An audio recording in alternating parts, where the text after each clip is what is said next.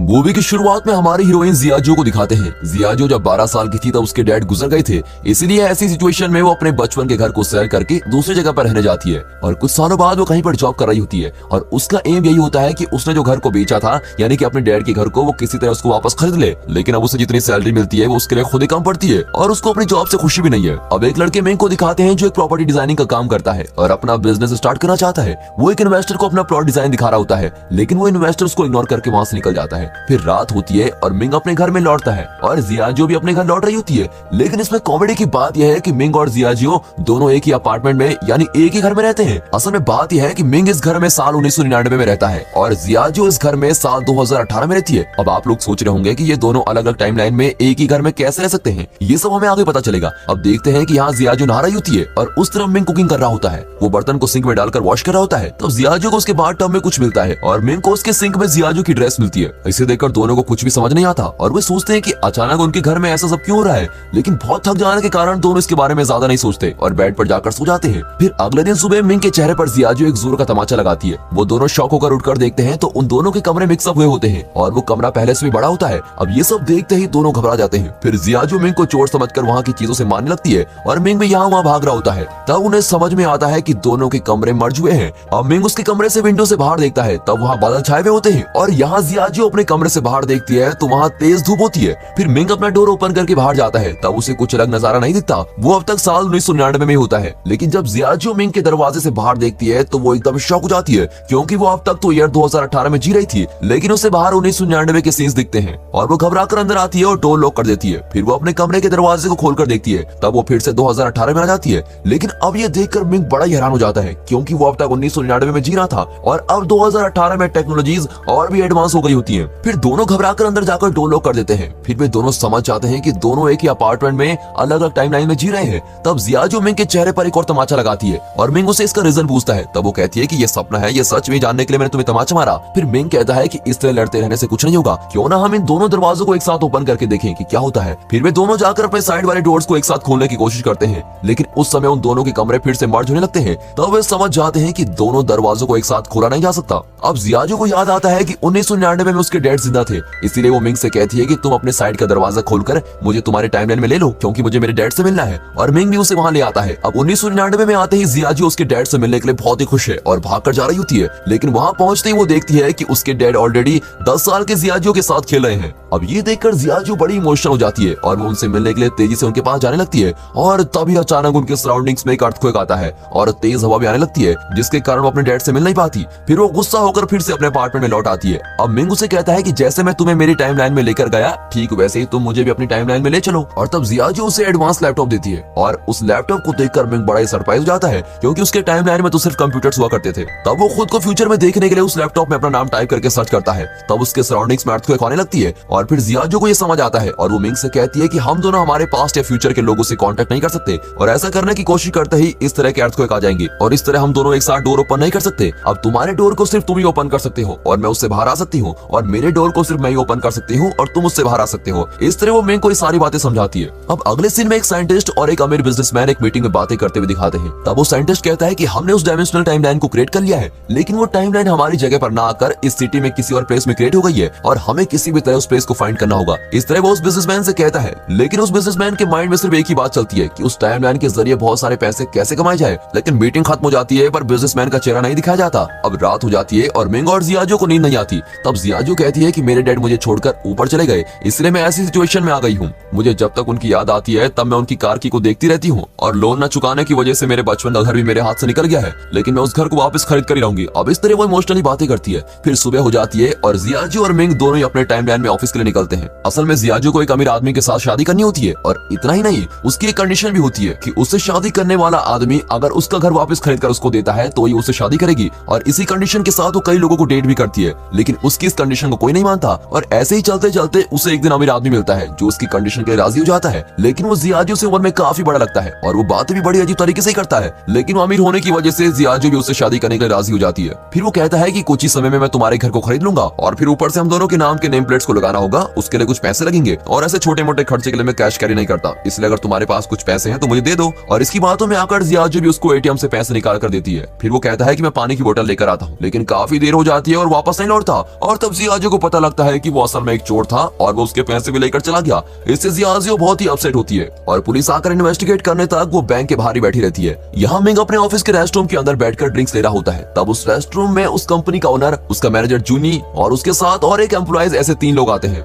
तब उनसे ओनर कहता है कि हमें आगे चलकर और भी बिजनेस करना है और इसके लिए मेरे पास बहुत सारे आइडियाज हैं, और ये कहकर चला जाता है। और उसके जाते ही जूनी उस एम्प्लॉय से कहता है कि उस ओनर को धोखा देकर हमें उसके सारे पैसे लेने होंगे और फिर हम उसे बैंक में फंसा देंगे, और इस तरह उस एम्प्लॉय को अपना प्लान बता देता है। तब बाथरूम में दिखाते हैं जहाँ मिंग कुछ गिरा देता है और उसकी आवाज सुनकर जूनी समझ लेता है कि किसी ने उनका प्लान सुन लिया है। फिर वो बाथरूम के पास जाकर झुककर देखता है और मिंग के पैर को पकड़कर खींच लेता है और उसको बाहर निकालता है। फिर मिंग को देखते ही वो कहता है, अच्छा तुम्हें कोई बिजनेस स्टार्ट करने के लिए पैसों की जरूरत थी ना, उसके लिए मैं तुम्हें बैंक से लोन अरेंज करवा कर देता हूँ, लेकिन तुम मेरी कई भी बातों को किसी और से नहीं कहोगे। तो मिंग भी कहता है ठीक है, मैं सोच कर बताता हूँ। फिर थोड़ी देर बाद जूनी मिंग को अपने कैबिन में बुलाकर कहता है कि मैं तुम्हें क्यों लोन अरेंज करके दूं? तुमने तो सिर्फ मेरी बात सुनी है, लेकिन तुम्हारे पास उसका कोई प्रूफ तो नहीं है, और अब तो मैंने तुम्हें नौकरी से भी निकाल दिया है, तो तुम अब घर जा सकते हो। इस पर मिंग उससे कई बार रिक्वेस्ट करता है और कहता है मैं इस बात को किसी और से शेयर नहीं करूंगा और प्लीज मुझे नौकरी से मत निकालिए, लेकिन जूनी उसकी बातों को इग्नोर करता है और उसे नौकरी से निकाल देता है। यहाँ जियाजो एक ज्वेलरी शॉप में काम कर रही होती है। तब वहाँ उसकी बचपन की बेस्ट फ्रेंड जियाओया आती है और कई सालों के बाद मिलने से वो काफी खुशी से बातें करते हैं। जियाओया ने एक अमीर आदमी से शादी की होती है और ये बात वो जियाजो को बताती है। तब जियाजो भी उससे कहती है कि हाँ मेरे हस्बैंड भी बहुत अमीर है और वो हमेशा बिजी रहते हैं, और इस तरह वो उससे झूठ कह देती है।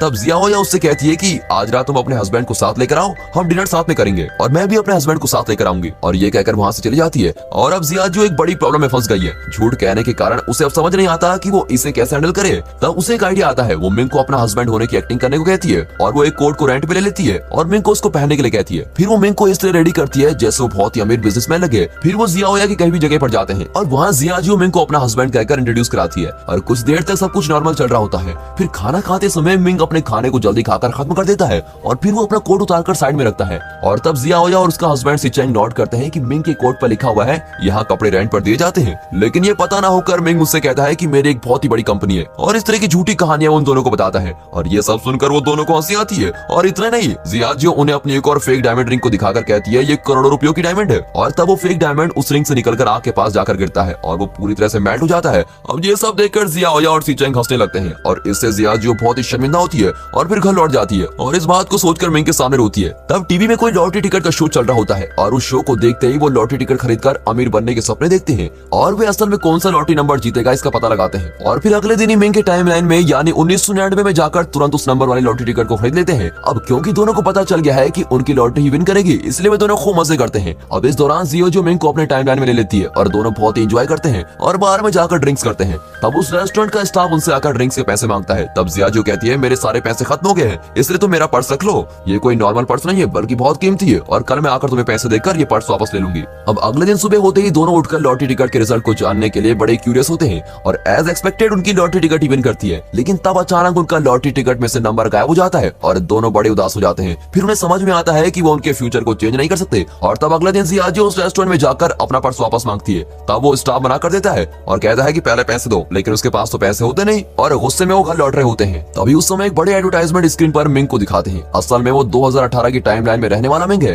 और फ्यूचर में मिंग एक अमीर बिजनेसमैन बना होता है और अब वो मीडिया पर इंटरव्यू देने आया होता है। उसको देखकर मिंग शॉक हो जाता है और सोचता है कि मैं फ्यूचर में ऐसे कैसे बन गया हूँ। फिर दोनों जहाँ फ्यूचर मिंग इंटरव्यू दे रहा होता है उस जगह पर पहुंच जाते हैं। वहाँ जाकर जब मिंग फ्यूचर मिंग के पास जाने की कोशिश करता है तब वहाँ फिर से अर्थक्वेक आता है और फिर वो प्रोग्राम भी कैंसिल हो जाता है। तब फ्यूचर मिंग को ऐसा लगता है कि वो इसके पहले जियाजो से मिला है। इस तरह जियाजो से जुड़ी हुई बातें उसे याद आती है और यहाँ मिंग स्लिप होकर नीचे गिरता है और उसके हाथ पर चोट आती है। तब फ्यूचर मिंग के हाथ पर भी वही चोट आती है और इससे ये पता चलता है कि मिंग जो भी करता है वो उस फ्यूचर मिंग को भी अफेक्ट करेगा। और पहले की मीटिंग सीन में जिस बिजनेसमैन को दिखाया गया था वो कोई और नहीं बल्कि फ्यूचर मिंग ही है, और उसके साथ जो साइंटिस्ट बातें कर रहा था वो जूनी है जिसने 1999 में मिंग को नौकरी से निकाल दिया था। अब जूनी फ्यूचर मिंग से कहता है कि 1999 का मिंग अपने टाइमलाइन में ना होकर जियाजो के टाइमलाइन में आ रहा है और इसीलिए आपको ऐसी मेमोरीज भी आती रहेंगी और ये सब बातें आप पर भारी पड़ सकती है। यहाँ अगले दिन मिंग अपने ऑफिस में जाकर जूनी से मिलता है और कहता है आप क्या मुझे नौकरी से निकालेंगे, लीजिए मैं खुद ही नौकरी छोड़ रहा हूँ, और ये कहकर रिजाइनेशन लेटर देकर चला जाता है। और यहाँ फ्यूचर मिंग जियाजो की ज्वेलरी शॉप में आकर उसे डेटिंग पर अपने कार में लेके जाता है। लेकिन वो जितनी खुश उस 1999 वाले मिंग के साथ थी उतनी खुशी उसे इस फ्यूचर मिंग के साथ रहने पर नहीं मिलती। अब फ्यूचर मिंग उसे एक कॉस्टली रेस्टोरेंट में लेकर जाता है लेकिन फिर भी जियाजो कुछ मिस कर रही होती है। डिनर करते समय फ्यूचर मिंग उससे कहता है कि मुझे पता है कि तुम 1999 वाले मिंग के साथ रह रही हो, लेकिन अब तुम मेरे पास्ट के साथ मत रहो, क्योंकि इससे मेरा फ्यूचर अफेक्ट हो सकता है। मैं किसी गोल के साथ आगे बढ़ रहा हूँ, लेकिन उसमें तुम्हारी वजह से कोई प्रॉब्लम आ सकती है, और तुम्हारे बचपन के घर को मैं तुमको वापस खरीद कर दे दूंगा, लेकिन उसके बदले में तुम्हें 1999 वाले मिंग को छोड़कर उसे दूर जाना होगा। अब ये सुनकर और कोई रास्ता न होने पर जियाजो भी इसके लिए एग्री करती है, लेकिन वो उस घर के लिए नहीं, बल्कि उसकी वजह से मिंग के फ्यूचर में कोई प्रॉब्लम्स ना हो ये सोचकर हाँ कर देती है। फिर जियाजो घर आते ही मिंग से कहती है कि मुझे और कोई जगह पर अच्छी नौकरी मिल चुकी है, इसलिए मैं यहाँ से जा रही हूँ। और अगले दिन सुबह होते ही वो अपना सारा सामान लेकर उस अपार्टमेंट से बाहर निकलती है और मिंग को छोड़कर जाने के बारे में सोचकर रोने लगती है। लेकिन जियाजो ने अपने टाइमलाइन में जाते समय उसके डोर को लॉक नहीं किया होता है और वो जरा सा ओपन रह जाता है, और इसे मिंग भी नोट करता है, और अब मिंग जियाजो की हेल्प के बिना ही उस टाइमलाइन में इजिली जा सकता है। और मिंग के टाइमलाइन में उसका मैनेजर जूनी उस कंपनी के ओनर पर अटैक करता है और इससे ओनर बेहोश हो जाता है। फिर जूनी घबराकर उसे ड्रिंक्स पिलाने लगता है। असल में उसका प्लान ये होता है कि उसे ड्रिंक्स पिलाकर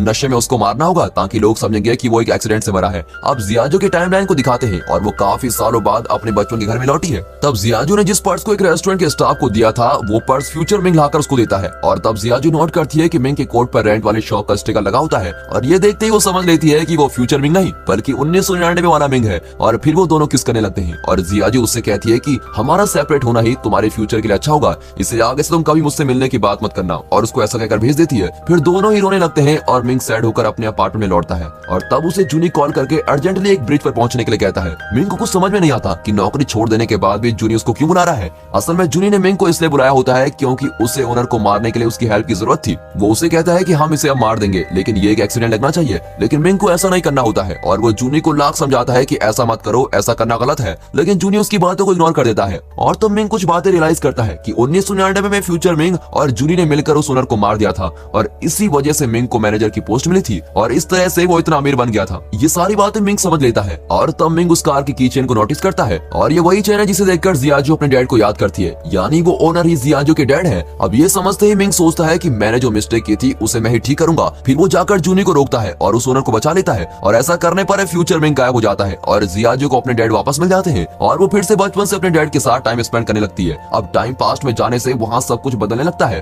और मिंग भी सभी को बदलते हुए देखता है, और वो तब जियाजो से मिलने के लिए उस अपार्टमेंट की तरफ भागता है, और दोनों एक दूसरे से मिलने के लिए भाग कर आते हैं, और फिर दोनों एक ही जगह पर मिलते हैं। तब जियाजो धीरे धीरे गायब होने लगती है। तब मिंग उसे कहता है कि अब कुछ देर में तुम गायब हो जाओगी, और अब तुम तुम्हारे पास्ट में आ गई हो, और अब तुम उम्र में मुझसे 7 साल छोटी भी हो। तुम मुझे नहीं जानती, लेकिन मैं तुम्हें अच्छी तरह से जानता हूँ। मैं तुम्हारा साथ नहीं छोड़ूंगा, और मैं तुमसे मिलने जरूर आऊंगा। ऐसा कहते रहने पर जियाजो गायब हो जाती है। अब 8 साल बाद दिखाते हैं कि अपने पसंद की कोई म्यूजिक सुनकर जियाजो उस म्यूजिक की तरफ चलकर आ रही होती है, और वहाँ आते समय मिंग उसको देख लेता है, और मिंग उसके पास आने लगता है। तब पास आते ही जियाजो उसे किक करती है, और गुस्से में पूछती है कि क्या तुम चोर हो, इस तरह मेरे पास क्यों आ रहे हो। और इससे मिंग सोचने लगता है क्या अब भी हमें इस प्यार को लड़ाई से शुरू करना पड़ेगा। और दोस्तों, इसी के साथ ये मूवी यहाँ पर खत्म होती है।